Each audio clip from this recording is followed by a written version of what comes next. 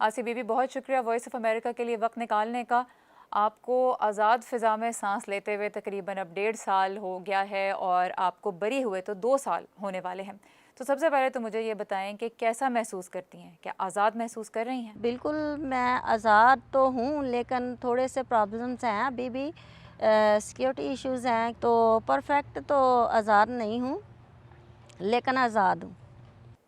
तो किस वजह से महसूस होता है कि आज़ाद नहीं हैं? क्योंकि किसी भी वक़्त कुछ भी हो सकता है, क्योंकि काफ़ी पहले भी मुझे थ्रेड वग़ैरह सुनाई दिए हैं और मैंने सुने भी हैं, और उसकी वजह से थोड़ा-सा मैं अपसेट रहती हूँ। तो अभी भी थ्रेट्स मिलती हैं आपको? कभी-कभी सम टाइम ऐसा होता है। जानते हम सब यही हैं कि जी पानी के एक गिलास पे झगड़ा हुआ। लेकिन बिल्कुल। मुझे थोड़ा सा ये बताएं कि जिस गांव में आप इतने अरसे से रह रही थीं, उस गांव का कैसा माहौल था? क्या आप वाहिद मसीही फैमिली थीं? क्या आप लोगों का अ, पहले से लोगों के साथ उठना बैठना, दोस्ती मेल जोल नहीं था क्या? ये अचानक से ये वाक़या कैसे रोनुमा हुआ? मैं उस गाँव में, क्योंकि मेरे बच्चे छोटे-छोटे थे, तो तब से मैं रह रही हूँ उस गाँव में। और ये था कि काफ़ी लोग जो थे 2 साल से काफ़ी इख्तलाफ रखते थे मेरे बारे में, क्योंकि मैं कभी हम्म। भी किसी के आगे ज़िंदगी में झुकी नहीं, और ना मैंने कभी ये महसूस अपने आप को होने दिया कि मैं किसी की वो पाबंदी में रहूं। ठीक है, 2 साल पहले लंबरदार के साथ काफ़ी इख्तलाफ चल रहे थे किस बात पे इख्तलाफ थे? कि वो मेरी बच्ची को उनकी गाय मारने लगी थी, और 2 साल पहले ना तो बड़ी मुश्किल से मेरी बेटी बची थी उस हादसे से। तो तब से ही लंबरदार मेरे ख़िलाफ़ था। फिर गाली गलौच उसने मेरी बेटी को की, फिर वो डांगे सोटे मेरे लिए मुझे मारने के लिए लेके आए, जबकि मैंने उनको आगे से जवाब दिया। तो ये मेरे इख्तलाफ थे, और जो मेरे हमसाए थे उनके साथ भी ऐसे ही इख्तलाफ 2 साल से चल रहे थे। तो महज़ ऐसे ही ये मामला चलते चलते काफ़ी आगे तक पहुंचा। जब वो मुझे थाने ले गए तो सारी रात मुझे थाने में उन्होंने रखा। बड़े बड़े कारी हैं और उल्मा हजरात हैं, मैंने उनकी आवाज़ें भी सुनी, और यहाँ तक कि मैंने एक उल्मा की ये भी आवाज़ सुनी कि उन्होंने कहा कि ये आप बिला वजह जो हैं आप इस पे ये केस जो हैं डाल रहे हैं, तो लिहाजा ये केस बनता नहीं है। आपने देखा कि आपके इर्द गिर्द भी लोग कह रहे थे कि ये केस नहीं बनता, ये नहीं होना चाहिए। अदालतों में गया तो आपको सज़ाए मौत शेखुपुरा में भी हो गई, उसके बाद लाहौर की अदालत ने भी आपको सज़ाए मौत दे दी। तो आपके ख्याल में ऐसे फिर कैसे हो गया? कहना तो नहीं चाहिए, लेकिन ये है कि मैं किसी के ख़िलाफ़ बोलना नहीं चाहती, लेकिन ये है कि कुछ ऐसे लोग नासर हैं जो कि ऐसी चीज़ों को हवा देते हैं और उसी इंसान पे मुसल्लत कर देते हैं कि ये इसने ये काम किया है।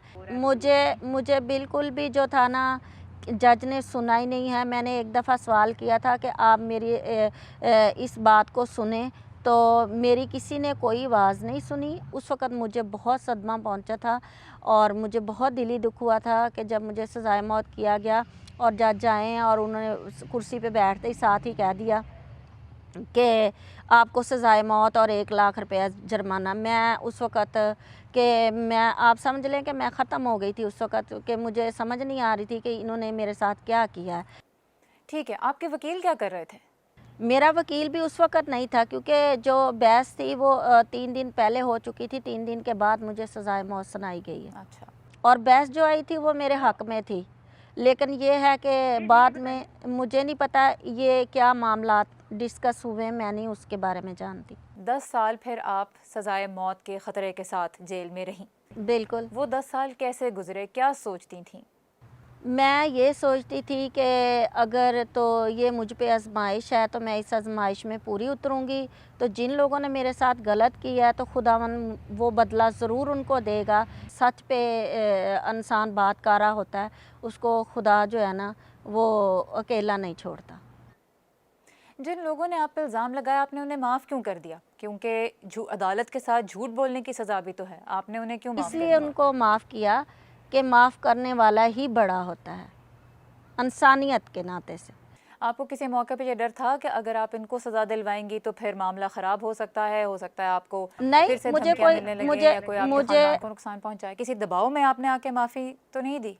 नहीं, बिल्कुल नहीं। मैंने किसी दबाव में आके उनको माफ़ी नहीं दी, और मुझे इस चीज़ का कोई डर नहीं था। मुझे पता था, मेरा अंदर जानता था कि मैं सच्ची हूँ और खुदावंद मेरे साथ है और वो मुझे आज़ादी देगा, और सो मैंने आज़ादी पाई।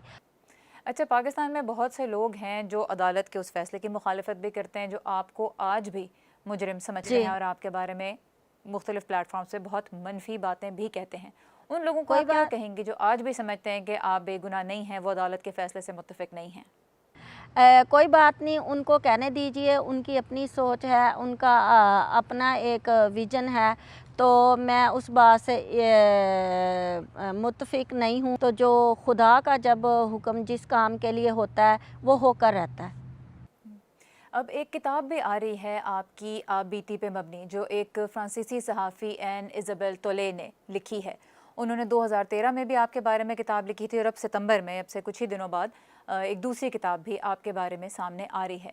लेकिन आप उस किताब से लाताल्लुक़ी का ऐलान करना चाहती हैं, क्यों? जी, बिल्कुल, मैं इसलिए लाताल्लुकी का ऐलान करना चाहती हूँ कि मैं समझती हूँ कि जो भी अगर देखा जाए तो मैं उस किताब के लिखने में मैं बिल्कुल शामिल नहीं हूँ, क्योंकि मुझे नहीं पता कि वो किताब उसने किस वक़्त लिखी है और किसकी स्टोरी पे उसने लिखी है और किसने उसको उस किताब में गाइड किया है। मैं बिल्कुल इस चीज़ के लिए बिल्कुल एग्री नहीं हूँ इस किताब के लिए, क्योंकि ये मेरी आप बीती किताब नहीं है। लिखा हुआ है कि बुक के अंदर जो है मैं कानून ने मेरे गले में फंदा डाला है, तो कानून ने तो मेरे गले में फंदा नहीं डाला है।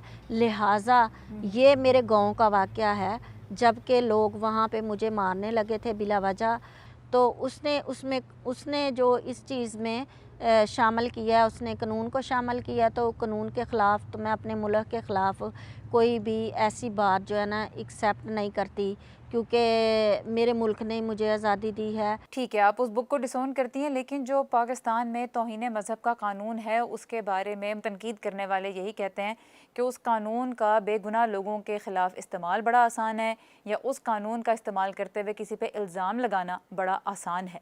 तो आपको नहीं लगता कि उस कानून की वजह से आपको ये इन मुश्किलात का सामना करना पड़ा, जो 10 साल आप जेल में रहीं? हर जगह पे जो है ना अच्छे बुरे लोग हैं, तो जो समझदार इंसान होता है ना उसको चाहिए कि अपने मुल्क की हमेशा बात करे और कोई ऐसी बात ना करे जिसके ऊपर के दुनिया जो है उससे नफ़रत करना शुरू कर दे और इख्तलाफ और ज़्यादा बढ़ें।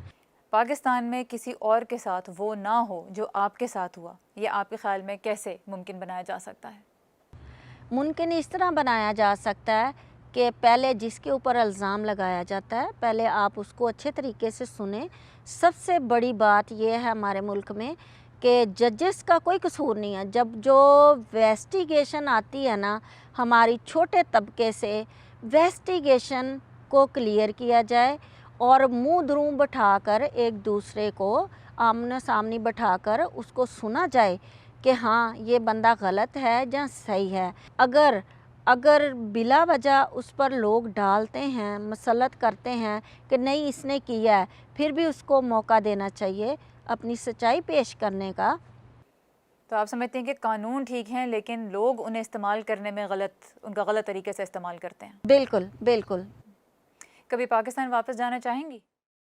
ज़रूर जाऊंगी। मेरे खुदावन ने चाहा तो, जिसने मुझे आज़ादी दी है, तो मैं ज़रूर अपनी वतन को एक बार देखूंगी। लेकिन क्यों जाना चाहेंगी? वहाँ आपके साथ इतना इस किस्म का वाक़या पेश आया, ज़िंदगी आपकी मुश्किल हो गई, वहाँ पे लोग आपके ख़िलाफ़ बात करते हैं, आपकी जान लेने की बात करते हैं, क्यों जाना चाहेंगी पाकिस्तान? बिल्कुल मेरे साथ वाक़या हो गया, लेकिन खुदा ने तो मेरे साथ नहीं ना किया, दुनिया ने किया ना। अच्छा आसिया, ये मुझे बताएं, इस सारे वाक़े ने, सारे सफ़र ने आपको कैसे बदला है? आप एक छोटे से गांव में फल तोड़ती थीं, आज आप कनाडा में रह रही हैं, दरमियान में आपने जेल में इतने साल गुजारे। इस पूरे तजर्बे ने आपको किस तरह से बदला? अपने अंदर क्या तब्दीलियाँ देखती हैं? मैंने अपने अंदर तो ये तब्दीली देखी कि मैंने अपने बच्चों को छोड़ के, एक माँ को सब्र नहीं आता, तो मैंने अपने बच्चों को छोड़ के बहुत सब्र करना सीखा। बहुत शुक्रिया आसिया बीबी, आपके वक्त का वॉइस ऑफ अमेरिका से शुक्रिया बात आपका करने भी, के लिए आपने मुझे बहुत टाइम शुक्रिया। दिया। Thank you.